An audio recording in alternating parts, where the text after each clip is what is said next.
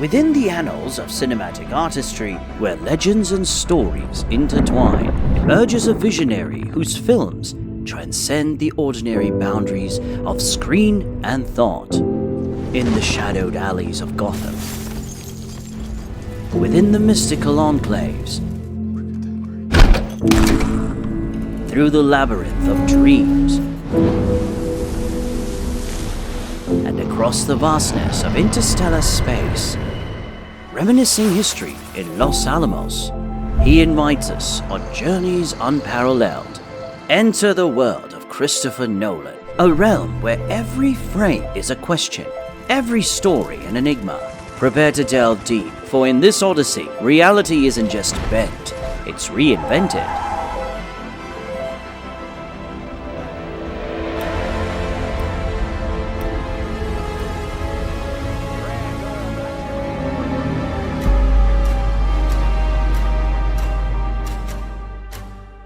All filmmaking is intelligent compromise. That's the whole process we go through. I never went to film school, I never studied filmmaking in any way.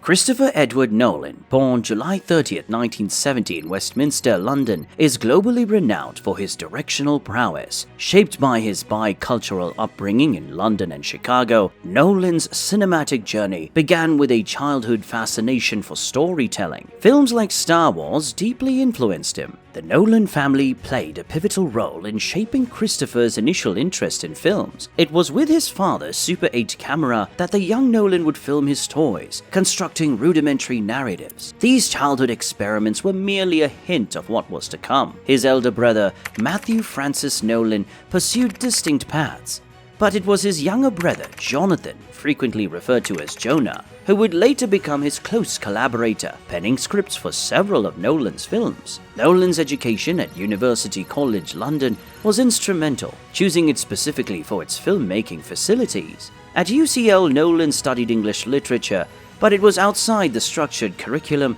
that he truly honed his craft. He became actively involved in the university's film society, where he screened several 16mm films. It was during these university years that Nolan produced his first significant work, a short film titled Tarantella, which aired on PBS in 1983. The seeds of his future storytelling style were evident even then, with non-linear plots and complex character studies making early appearances. Amidst the backdrop of a London enshrouded in its typical mist, the early 90s saw the silhouette of a young man, intent, perhaps even obsessed. The clatter of the film reel, the dimly lit rooms, the sketches on notepads, they all told a story of ambition, of dreams larger than life, and of a journey that would change cinema. Nolan's early career blossomed not with grandiose blockbusters, but with intimate, detailed, and meticulous short films. Larceny was one such piece, shot over a single weekend on 16mm film. But it was following that heralded Nolan's arrival on the global cinematic stage. Made on a shoestring budget of just $6,000, this black and white neo-noir was a masterclass in resourcefulness, shot mostly on weekends over a year, with friends doubling as a cast and crew. Following was a testament to Nolan's indomitable spirit. The film's non-linear narrative and intricate character study showcased a filmmaker unafraid to challenge conventions. My own life and the things I saw in the world were not going to be of interest to people, but they felt interesting to me. And so I was looking for a language, I was looking for a genre in which I could take things that I was interested in and make them accessible, make them interesting to other people. As the millennium turned, Nolan embarked on a project that would forever solidify his reputation as a master of narrative complexity. Memento was not just a film, it was a puzzle, a mystery that demanded the audience's attention. Adapted from a short story penned by his brother Jonathan, the film was a deep dive into the human psyche, exploring themes of memory, identity, and obsession. While its narrative structure, events unfolding in reverse chronological order, was groundbreaking, Nolan ensured that the story remained emotionally resonant, garnering both critical acclaim and a cult following. Memento was more than just a film, it was a cinematic experience, an enigma that beckoned viewers to unravel it. Post the success of Memento, Hollywood sat up and took notice. Nolan was no longer a fledgling indie filmmaker, he was a force to be reckoned with. And for me, it kind of found its ultimate expression in Memento, because that was as strong an alignment as I could find between a narrative structure and a point of view.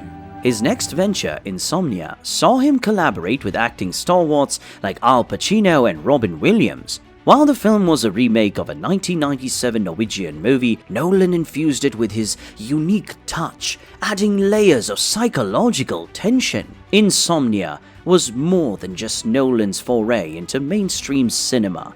It was a testament to his ability to balance commercial elements with artistic integrity.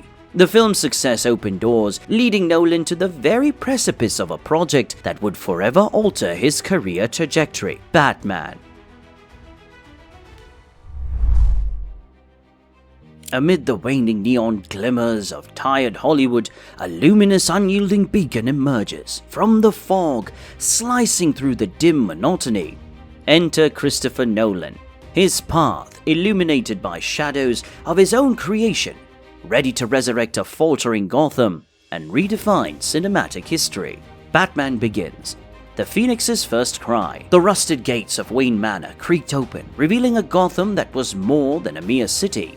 It was a pulsating heart, bearing the scars of crime, corruption, and chaos. Nolan's vision of Batman wasn't polished or pristine. It was raw, unvarnished, and festering. This Bruce Wayne, played with a fervent intensity by Christian Bale, was a soul racked with torment, seeking redemption in a city that seemed beyond saving. The dank alleys, the rain-splattered pavements, the looming skyscrapers. They whispered tales of despair. Yet within this despair was a spark, a flickering ember yearning to ignite. Ra's al Ghul, portrayed by Liam Neeson, offered a seductive dance of destruction. But it was Wayne's unyielding spirit that would give Gotham its true guardian. The Dark Knight, an opus of shadows. With the stage set, the city's soul laid bare. The Dark Knight wasn't just a sequel, it was an operatic descent into a maelstrom of duality. Heath Ledger's Joker wasn't merely a villain, he was the embodiment of chaos, an antithesis to Batman's order. Every crackle, every calculated move was a symphony of anarchy. This film was no longer about a man in a mask, it was a philosophical war waged on the precipice of sanity. In this magnum opus, the line between hero and anti-hero was smudged, if not obliterated. Harvey Dent's tragic transformation into Two-Face underscored Gotham's fragile morality. Box office records were shattered, but more significantly, conversations were ignited. From coffee shops to classrooms, discussions about the film's themes, characters, and moral quandaries resonated. The Dark Knight wasn't just watched, it was experienced, analyzed, and revered. The Dark Knight Rises, the Requiem. As the dusk prepared to bid adieu, Nolan's trilogy demanded a finale worthy of its grandeur. Enter Bane, a behemoth not just of physical strength, but of ideological might. His masked visage and chilling voice echoed through Gotham's hallowed streets. No one cared who I was till I put on the mask. Challenging Batman, challenging us all.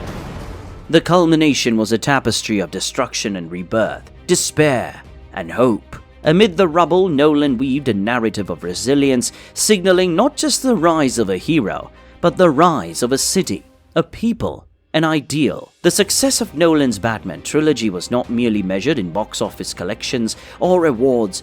Its true victory was in its impact. The trilogy influenced pop culture, fashion, music, and even academia. It's not who I am underneath, but what I do that defines me. Quotes from the film were not just repeated, they were internalized. Masks, t-shirts, posters, and a plethora of merchandise further solidified its cult status. Moreover, the trilogy redefined the superhero genre, demonstrating that these films could be deep, philosophical, and even socio-political commentaries. It set a benchmark, urging filmmakers to look beyond the cape and into the soul of the hero. Years have passed since the trilogy concluded, but its echo remains undiminished. In film schools, it's studied. In theaters, it's revered. In hearts, it's cherished.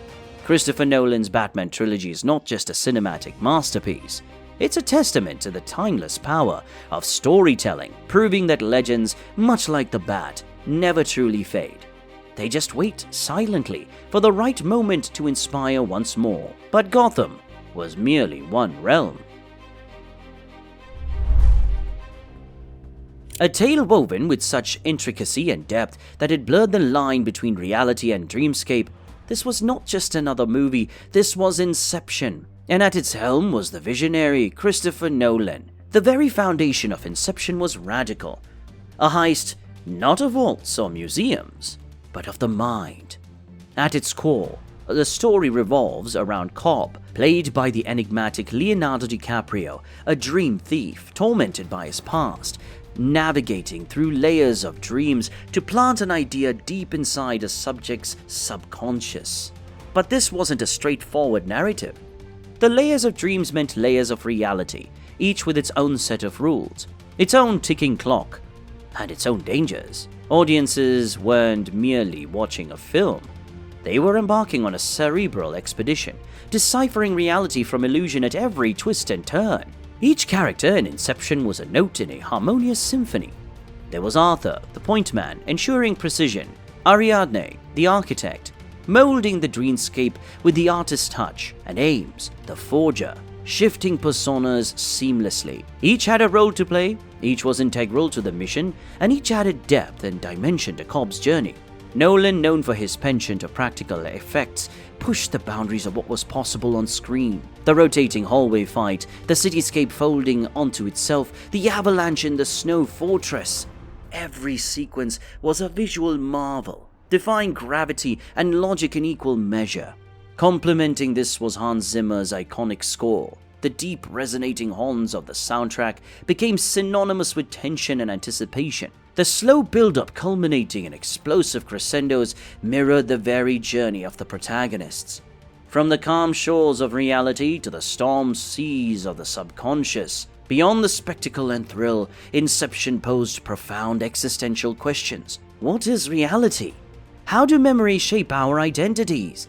Can an idea once planted truly redefine a person? These philosophical ruminations gave the film a depth that resonated long after the credits rolled.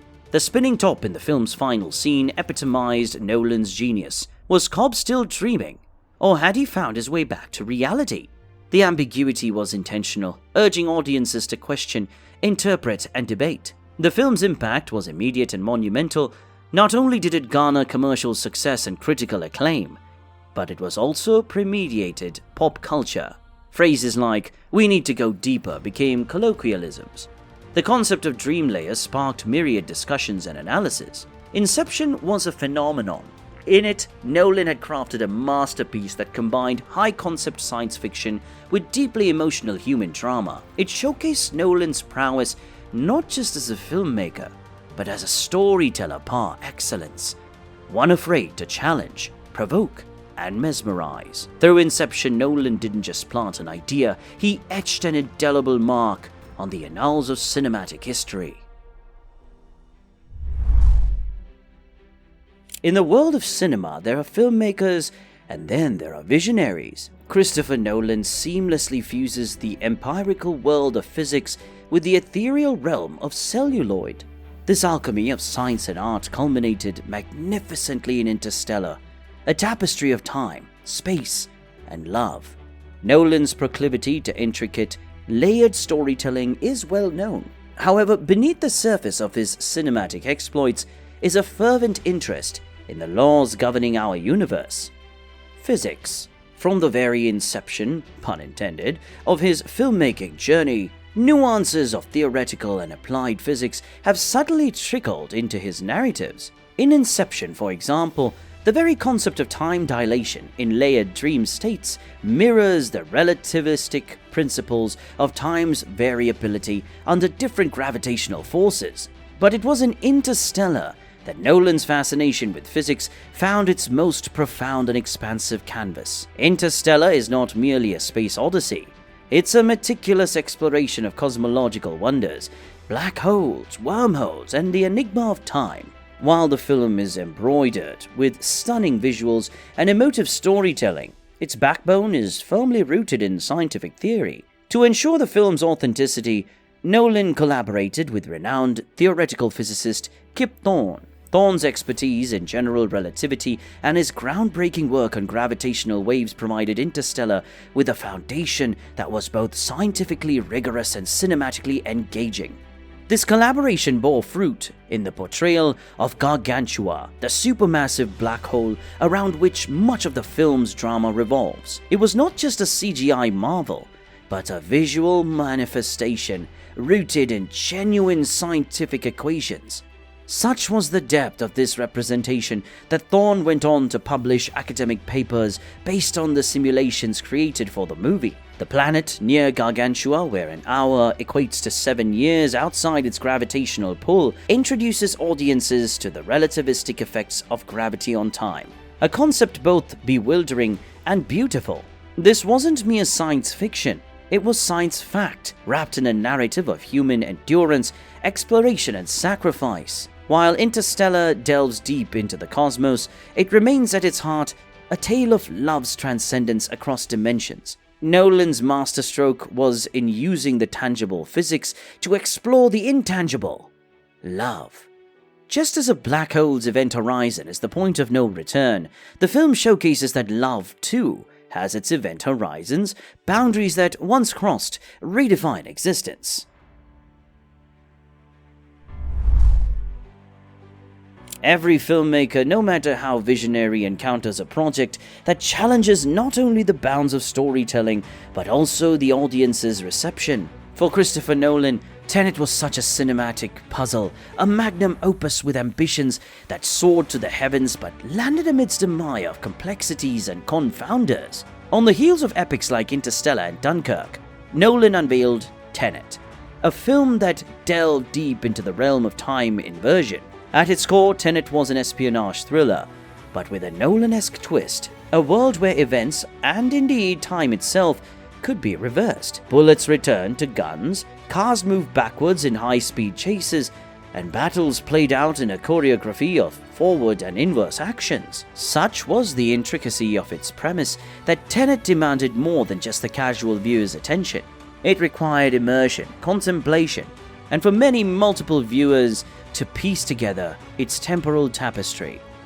While Nolan's films are often met with immediate critical and commercial success, Tenet found itself released amidst a global situation no director could have predicted: the COVID-19 pandemic. Theaters worldwide, Nolan's cherished venues for cinematic experience, were either shut down or operating under severe restrictions. Nolan, a stalwart advocate for the theatrical experience, was keen on releasing Tenet in theaters, hoping it would serve as a beacon to reignite the cinema industry. However, the pandemic-infused atmosphere led to a staggered release, with many viewers opting for safety over cinema. Christopher Nolan's name often evokes expectations of grandeur, complexity, and depth, and while many of his fans reveled in Tenet's cerebral challenges, a segment of the audience found it a labyrinth too intricate to navigate. The film's dense narrative, combined with its unique sound mixing, a deliberate choice by Nolan emphasizing ambience and mood over clarity of dialogue, meant that some viewers left the theater more baffled than enlightened. Critics too were divided. While many lauded Nolan's audacity and the film's technical brilliance, others felt it veered too far into obscurity, sacrificing emotional resonance for conceptual intricacy. While Tenet may not have achieved the universal acclaim or box office numbers Nolan had grown accustomed to, it was by no means a failure. The film still raked in impressive figures, especially given the challenging circumstances, and sparked a plethora of discussions, theories, and analysis. In a way, Tenet embodies the very essence of Nolan's filmmaking philosophy, pushing boundaries, challenging norms, and urging viewers to engage, question, and ponder. And even if it didn't match the lofty heights of some of his previous endeavors, Tenet stands as a testament to Nolan's unwavering commitment to cinematic innovation and evolution. Nolan's advocacy for IMAX isn't simply about scale, but about immersion. For Oppenheimer, he pushes the boundaries of this format, venturing into previously uncharted territories like close-ups, particularly of Cillian Murphy's portrayal of the titular character. These close-ups, traditionally deemed unsuitable for IMAX, became deeply intimate windows into the physicist's soul. Such creative risks were made possible through collaborations with cinematographer Hoyt van Hoytema and the development of custom lenses, allowing for an unprecedented closeness in IMAX. While the roar of the IMAX cameras posed challenges during intimate scenes, Nolan's proximity to his actors during these moments ensured an undiluted intensity. Nolan's meticulousness in recreating historical settings is evident in his portrayal of Los Alamos. While the modernized real location was unsuitable for the film's period setting, Nolan, alongside production designer Ruth de Jong, erected an impressive set near Ghost Ranch, drawing inspiration from classic westerns and the visual tapestry of films like Tarkovsky's Mirror.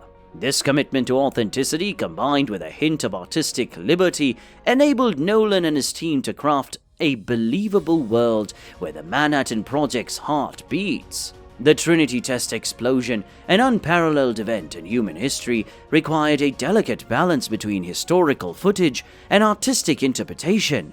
Nolan, consistent in his preference for practical effects, opted for a tangible mushroom cloud depiction, eschewing heavy CGI. This commitment was emblematic of the film's entire ethos, grounding monumental events in tangible reality, mirroring Oppenheimer's internal dilemmas and fears. Nolan delves deep into Oppenheimer's psyche, a man tortured by the ramifications of his groundbreaking discoveries. The physicist's silent moral quandaries, captured brilliantly by Murphy's nuanced performance, present a complex portrait of a man torn by his own genius. Nolan's direction steered the performance towards the subtleties, emphasizing the intellectual battles over the overtly confrontational. Integral to this masterpiece's success is Cillian Murphy's profound portrayal of the lead character. Nolan's long-standing collaborative relationship with Murphy has resulted in a synergy that brings depth, complexity, and authenticity to the screen. Nolan and Murphy's partnership has spanned multiple films, beginning with the Dark Knight trilogy, where Murphy's portrayal of Dr. Jonathan Crane, or the Scarecrow, left an indelible mark. Their relationship, built on mutual respect and understanding, has allowed for a deep level of trust. This bond translates into performances where actors feel safe to explore the depths of their characters, and Murphy's Oppenheimer is no exception. Murphy's unique ability to convey complex emotions through subtle facial expressions became a pivotal tool in portraying Oppenheimer's multifaceted character. His performance captures the scientist's genius, ambition, and subsequent moral introspection following the catastrophic impact of his work. Nolan's close proximity to his actors during shoots allowed for an undiluted focus on these intricate character details.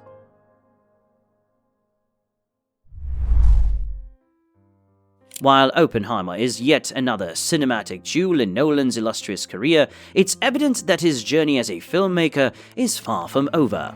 Each project Nolan undertakes seems to push the boundaries of storytelling, employing both innovative technology like his advocacy for IMAX and deep character studies. His continuous exploration of themes surrounding time, memory, and morality places him in a unique realm of filmmakers who are both critically acclaimed and universally popular. His collaboration with actors, especially the likes of Cillian Murphy, reflects his dedication to authenticity and nuance in storytelling. As with all great artists, Nolan's work raises more questions than it answers, inviting audiences to embark on introspective journeys of their own. In the ever-evolving world of cinema, Christopher Nolan emerges not just as a filmmaker, but as a visionary, consistently challenging and redefining the boundaries of the medium. As the curtains close on Oppenheimer, one can't help but wait with bated breath to see where Nolan's cinematic odyssey will take us next. Does a big budget film have a higher chance of being a good film? No.